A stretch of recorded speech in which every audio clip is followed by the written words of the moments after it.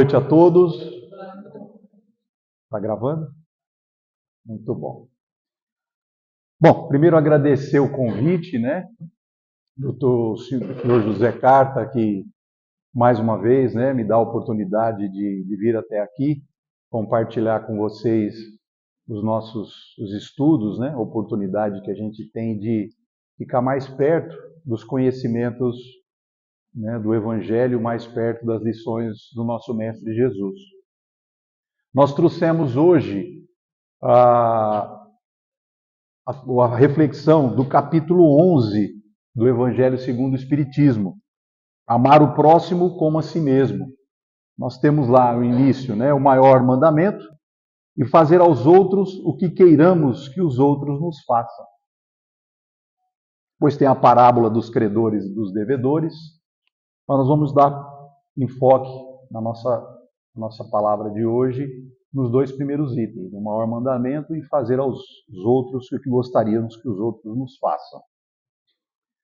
Como todo o evangelho, né, começa lá com a parte bíblica, né, o nosso evangelho, e depois então tem os comentários de Kardec, as instruções dos espíritos, né, e a instrução bíblica deste capítulo começa da seguinte forma: os fariseus, tendo sabido que ele tapara a boca aos saduceus, reuniram-se, e um deles, que era doutor da lei, para o tentar, propôs-lhe esta questão: Mestre, qual o mandamento maior da lei?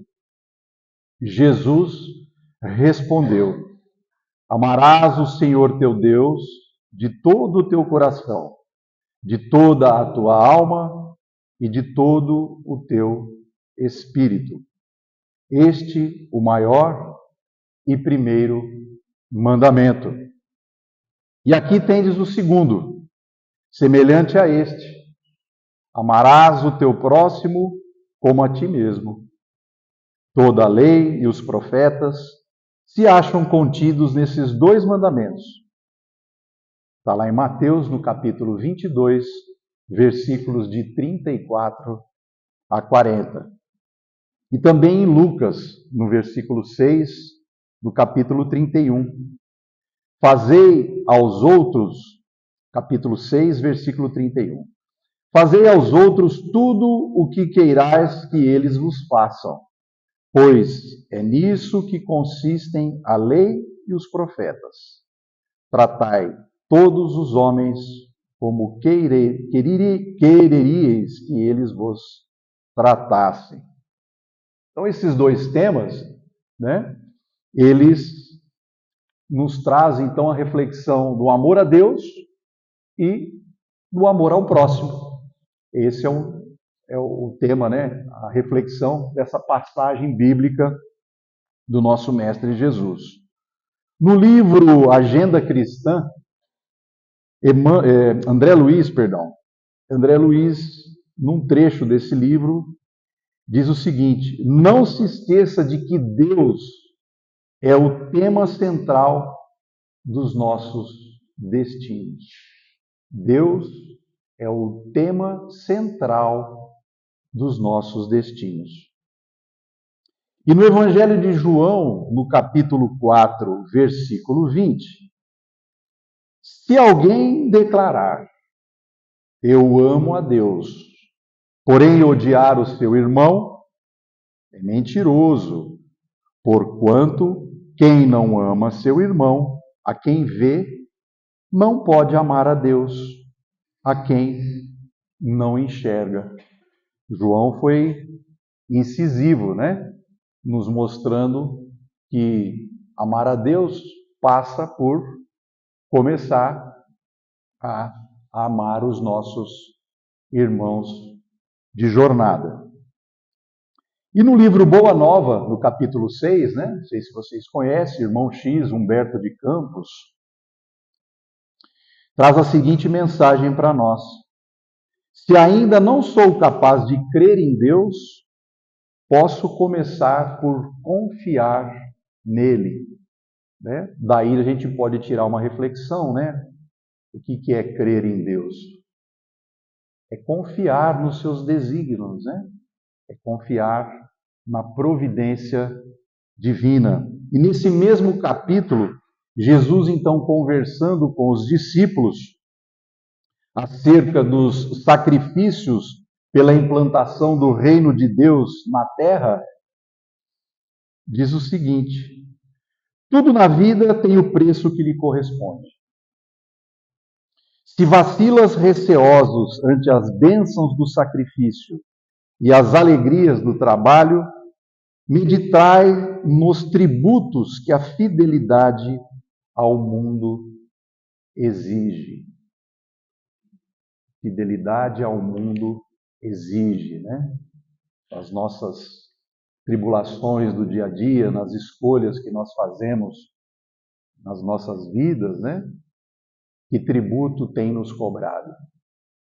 Obviamente vivemos um momento de transição planetária, vivemos um momento de grande revolução tecnológica que nos empurra, né, que nos induz a buscar cada vez mais conhecimentos, né, sejam das leis, das verdades espirituais que nós viemos buscar certamente aqui esta noite, e também no nosso desenvolvimento intelectual, né?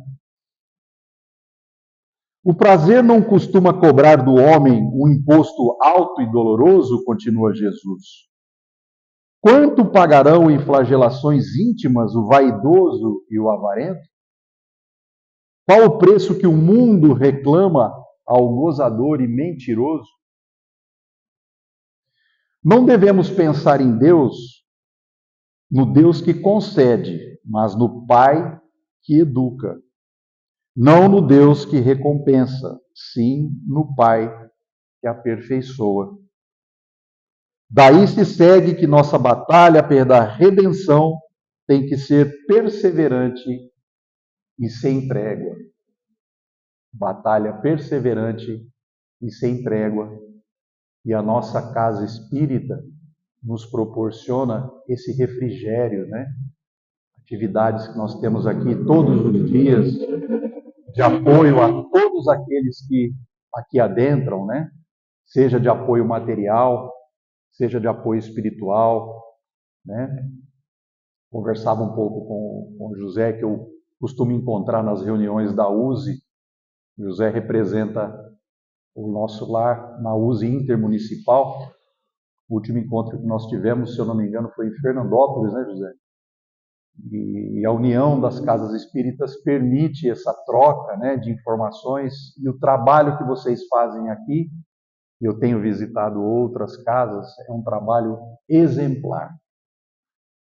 Então fica aqui desde já, né, já fiz o agradecimento ao José e o agradecimento à diretoria, e parabenizá-los por tudo que vocês têm feito aqui.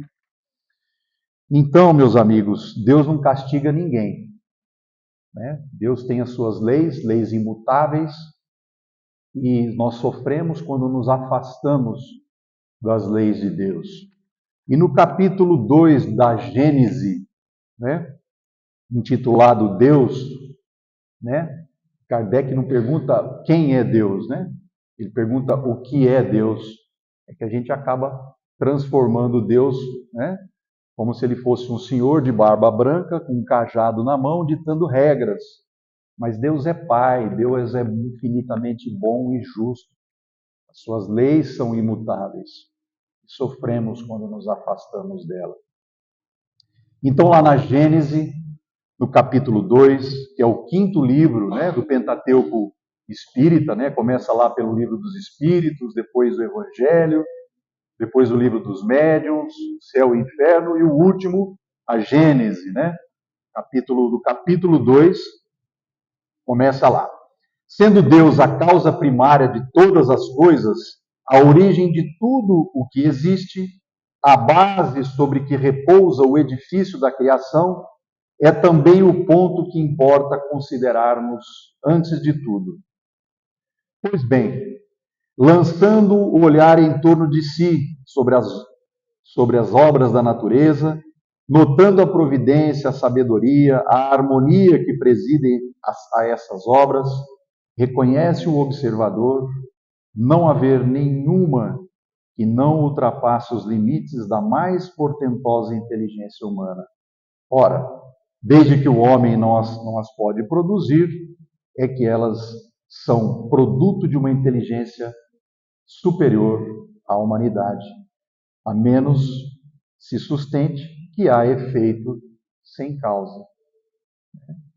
A ciência já tem provado, já tem mostrado bilhões de galáxias, trilhões de planetas. Existem muitas moradas na casa do meu pai, não é isso que a gente estuda lá no Evangelho? Existem muitas moradas na casa do meu pai. Podemos reencarnar em qualquer uma delas, né? Se nos for permitido. Deus é a suprema e soberana inteligência. Se a supuséssemos limitada num ponto qualquer, poderíamos conceber outro ser mais inteligente. Deus é eterno, não teve começo e não terá fim. Deus é imutável.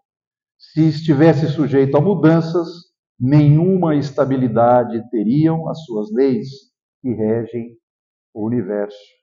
Deus é imaterial. Sua natureza difere de tudo o que chamamos matéria. De outro modo, não seria imutável, pois estaria sujeito a transformações da matéria.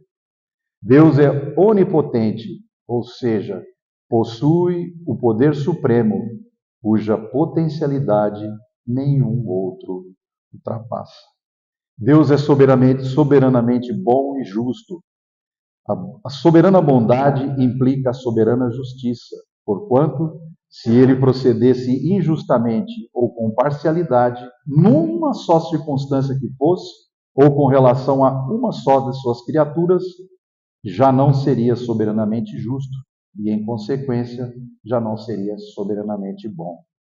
Deus é infinitamente perfeito, né? Então, Kardec traz lá para nós as qualidades, eu não vou citar todas, né? Finalizar aqui com Deus é infinitamente perfeito. É impossível conceber-se Deus sem o infinito das perfeições, sem o que não seria Deus. Sendo infinitos os atributos de Deus, não são suscetíveis nem de aumento nem de diminuição. Deus é único. A unicidade de Deus é consequência do fato de serem infinitas as suas perfeições. No Velho Testamento a gente fala muito do Deus único, né? 1.500 anos antes de Cristo, né? Ou seja, distante de nós aí, aproximadamente mais de 3.000 anos, né? 3.500 anos, porque na infância da humanidade, né? Quando existiam-se lá deuses, precisava, né? O povo judeu teve a incumbência de mostrar o Deus único para nós, né? Nós já estamos numa fase diferente da humanidade, né? Jesus veio mostrar um Pai bondoso, um Pai justo, e o Espiritismo veio levantar o véu, né? Há 160 anos atrás. O jovem, né?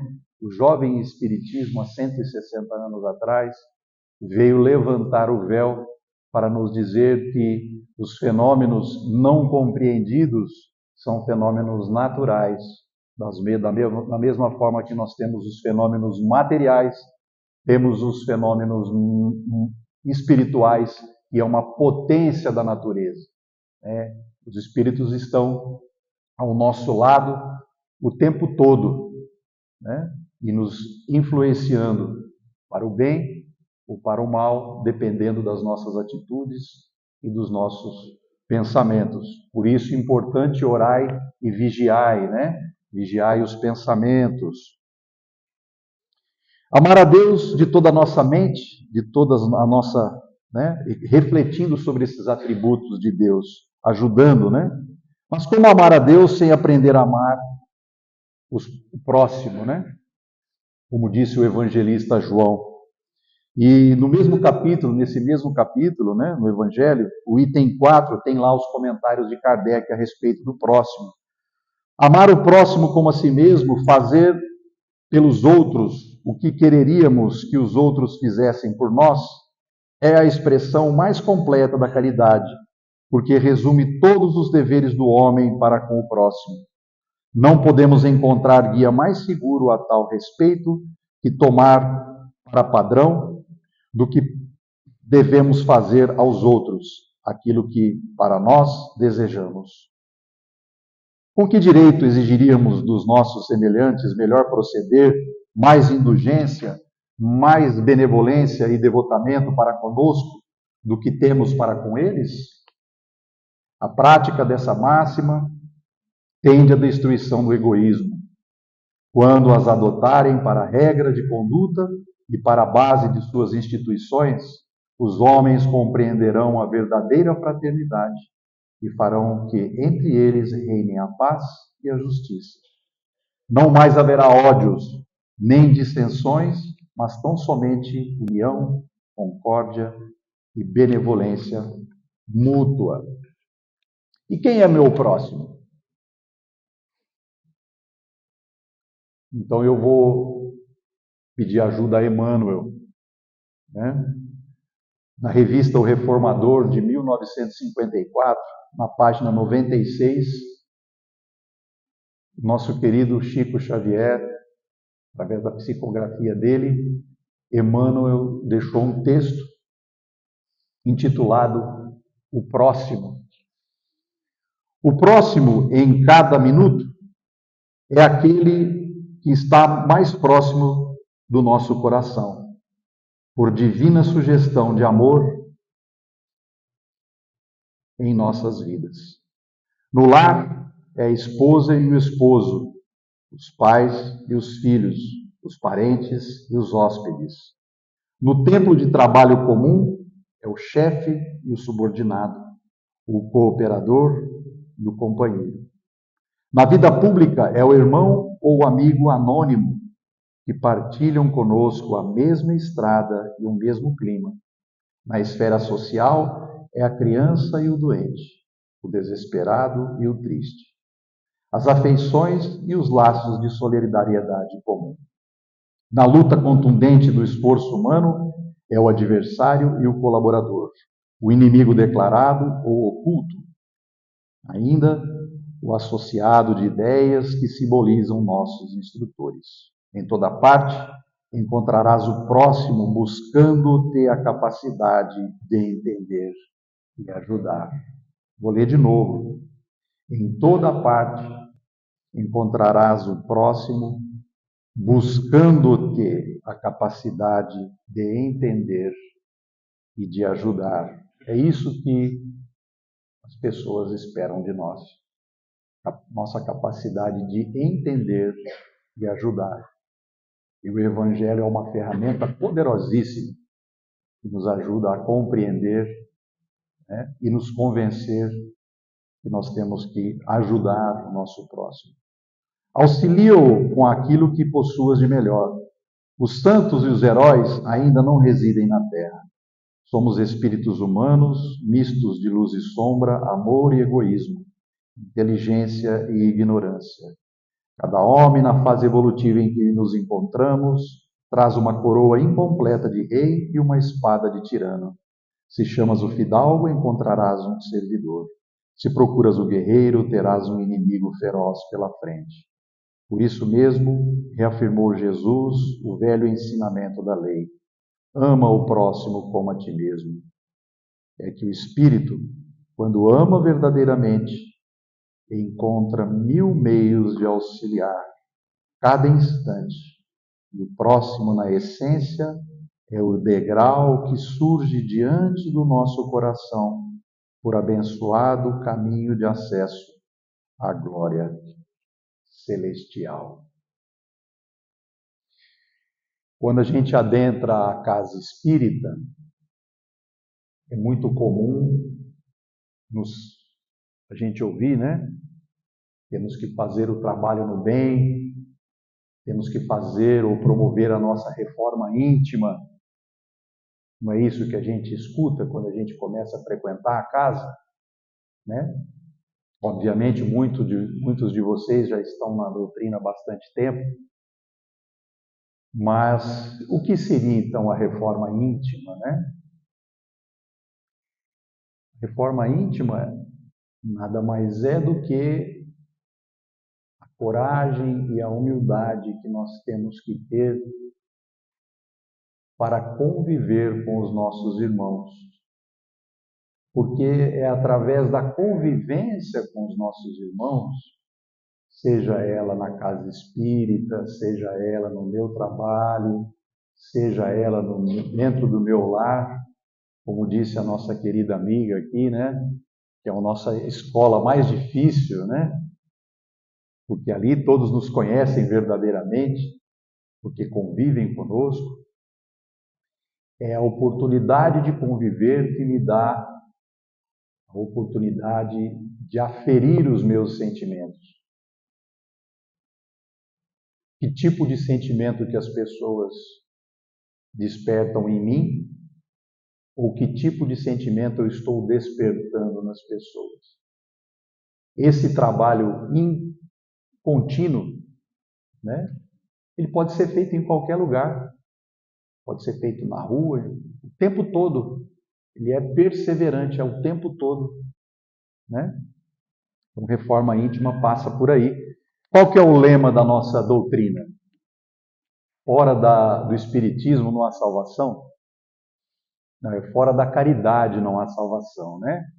Fora da caridade não há salvação. E que como é a definição de caridade definida, né?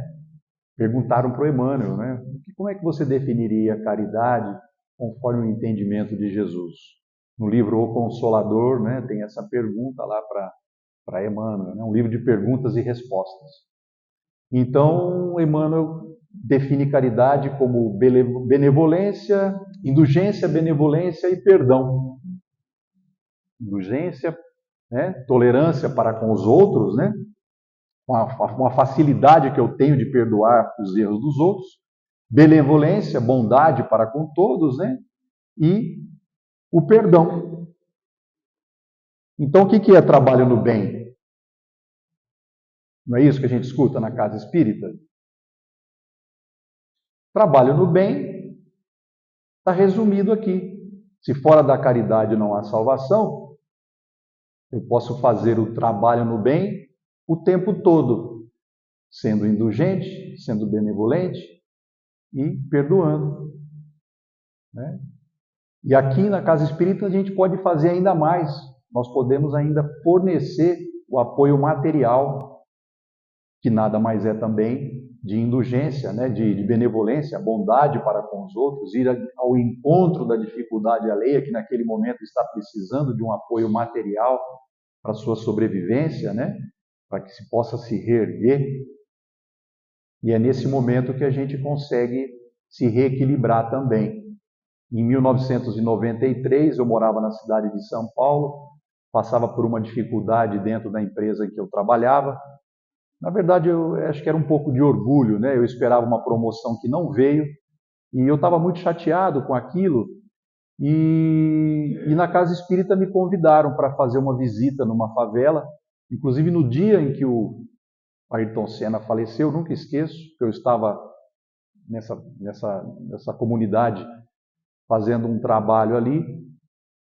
E quando nós chegamos ali, né, muita dificuldade, muita miséria mesmo, material, né? Então, aquele trabalho ali, num sábado de manhã, num domingo de manhã, perdão, simplesmente mudou. Foi assim, como se tirasse com a mão, né? Aquela tristeza que eu estava sentindo por conta de não ter conseguido a promoção que eu imaginava que eu iria conseguir, um pouco de presunção da minha parte também, né? Era jovem, eu tenho que me perdoar, né? Amar ao próximo como a si mesmo. Como a si mesmo significa também reconhecer os nossos limites, mas também reconhecer as nossas virtudes, né? Até para que possamos ter equilíbrio, né? Saúde mental, para a gente poder tocar a nossa vida, né? Então, aquele trabalho ali, né? Trabalho no bem, auxiliando. Na verdade, eu estava fazendo a dispensa de remédios, que eu tinha doações de remédio, a gente precisava selecionar os remédios que não estavam vencidos, e aqueles que traziam a receita médica a gente dispensava, quando tinha o remédio na farmacinha lá. E aí eu descobri que eu não tinha problema nenhum. Aquilo era só vaidade mesmo, né? Mas então, para a gente encerrar, eu vou trazer aqui um trecho, o trecho final da palestra do nosso amigo Jorge Elahart. Vocês podem encontrar ele no YouTube. Ele esteve aqui na nossa região, ele é de Rondônia, da Federação Espírita do Estado de Rondônia, e ele esteve aqui na nossa região em janeiro, mais precisamente dia 7/1 de 2024, e ele fez uma palestra em Votuporanga, e eu vou encerrar as nossas reflexões da noite com esse trecho final da palestra dele. E ele diz o seguinte: quando a gente não perdoa, acontecem 6 coisas diferentes, 6 consequências. Primeira, fica doente fisicamente. Gastrite, dor de cabeça, labirintite, problema intestinal. Cada não perdão tem efeito diferente no corpo. Tem pessoa que fica na cama de ódio. Tem pessoa que trava a coluna. Então fica doente fisicamente. Segunda, adoecemos psicologicamente. Ficamos presos à pessoa, lembrando o tempo todo, congelado no tempo e naquela história. E o que é pior, ficamos amargos. Ninguém quer conviver com uma pessoa que só reclama. Repete sempre a mesma história. Torna-se uma pessoa difícil de conviver. Essa experiência toma conta da cabeça dela. Então adoece psicologicamente. Terceiro, adoece ou adoecimento emocional. Passamos tanto tempo pensando no passado que não vive o presente. A pessoa nunca está presente nas situações. Não vive o hoje. Os dias são curtos, porque a pessoa carrega essa carga o tempo todo. Fica relembrando, né? Aquela situação difícil, aquele problema difícil, e então adoece emocionalmente. Estamos num mundo de provas e expiações, somos espíritos imperfeitos. Com certeza, né? Temos delitos, seja nessa existência ou em existências anteriores, que reverbera hoje no nosso espírito, né? Que pode nos trazer esse adoecimento emocional. Não é verdade? 4. Adoecimento espiritual. Fica pensando tanto na mágoa, no ressentimento, que atrai espíritos que estão na mesma vibração. Vai morar na sua casa, dorme, almoça, toma café com você e transmite para você todo o sentimento de tristeza que está sentindo. Ganha uma obsessão por um processo de não perdão. Né? Não são os espíritos que vêm, somos nós que atraímos. Por isso, orai e vigiai. E as lições do Evangelho nos auxiliam grandemente neste trabalho de manter o pensamento elevado, mesmo quando aqueles que nos cercam mostram-se extremamente irritados. Mas eles estão doentes, ou fisicamente, ou emocionalmente, ou psicologicamente, e nós temos o adoecimento espiritual. O quinto refere-se à reencarnação. Né? A nossa doutrina deixa isso muito claro, né? Nós temos uma única vida, mas várias existências. Uma única vida, mas várias existências. Como nós saímos, né, do amor de Deus, da mão de Deus, do coração de Deus, da inteligência de Deus, Ele nos dá a vida. E a sua bondade é tão grande, mas tão grande, que Ele nos dá várias existências para que possamos, através dessas múltiplas existências, adquirir o quê? Amor e sabedoria. Sabedoria e amor. E a reencarnação, né, o quinto. Não perdoando, existe uma chance muito grande de renascer na sua família. É muito ruim ter um inimigo dentro de casa. Alguém da família de convivência difícil, como lembrou a nossa amiga aqui no início da fala, né? Aquele que você pensou agora aí, ó. Cada um de nós temos as nossas dificuldades em família, né? E aí fica essa história de relembrar os fatos difíceis, né? E por último, a sexta e último, também vinculado à reencarnação, né? Tem uma coisa pior do que um desafeto ou um inimigo nascer na sua família. É você nascer na dele, na família dele. Nascer com pessoas que você não conhece. E o único que você conhece é um inimigo do passado que ficou ali, né? Que nós trouxemos para a nossa existência por conta do não perdão. Então, meus amigos, amar ao próximo como a si mesmo, né? Amar a Deus sobre todas as coisas. Mas para amar a Deus, nós precisamos aprender a amar o próximo, que é aquele que nos possibilita fazer a nossa reforma íntima, que é aquele que nos possibilita, né, aplicar a caridade na sua melhor essência, né, indulgência, benevolência e perdão. Então não fujamos da convivência, né? Não nos tranquemos, não nos enclausuremos. As pessoas, os nossos entes queridos, mais próximos ou mais distantes, precisam do nosso entendimento e da nossa ajuda, como disse o texto lá de Emmanuel, né?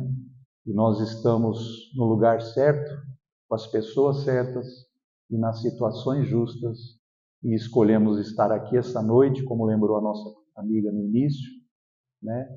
E fizemos uma boa escolha, porque temos aqui o carinho, o auxílio, né, dos encarnados e dos amigos espirituais que nos acompanham e nos intuem.